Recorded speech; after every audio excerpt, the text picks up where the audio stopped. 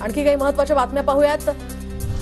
पश्चिम रेल्वेकडून सखोल तिकीट तपासणी मोहीम तर गेल्या 8 महिन्यांमध्ये विना तिकीट प्रवाशांकडून 93 कोटींची दंड वसुली। रेल्वेमध्ये फुकट्या प्रवाशांना आता या ठिकाणी रेल्वे प्रवास करणाऱ्या फुकट्या प्रवाशांची संख्या घटली। प्रशासनाकडून आता मोठ्या प्रमाणात तिकीट तपासणी मोहीम।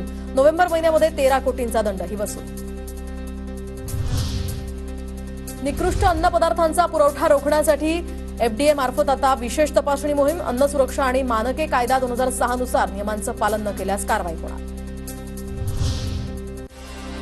जे रुग्णालयातील महाविद्यालयातील परिचार्या प्रमुखपदी डॉक्टरांच्या नियुक्तीला विद्यार्थ्यांचा विरोध।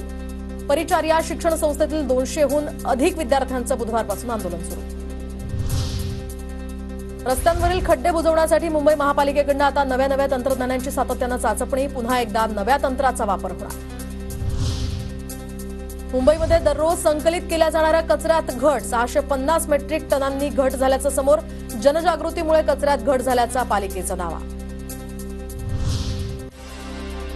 एपीएमसी बाजारामध्ये स्ट्रॉबेरीची आवक वाढण्यास सुरुवात। महाबळेश्वरचे 600 क्रेट तर नाशिकच्या 4 ते 5 गाड्या दाखल।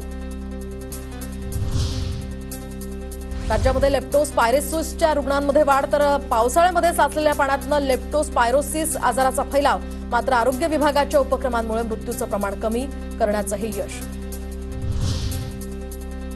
मुंबई विमानतळावर सोन्याच्या तस्करी प्रकरणी 3 जणांना अटक तर विमानतळावर काम करणाऱ्यांसह परदेशातून आलेल्या व्यक्तीला अटक। कारवाईमध्ये 1.5 किलो सोनं जप्त। दुबईतनं मुंबईमध्ये सोन्याची होत होती तस्करी।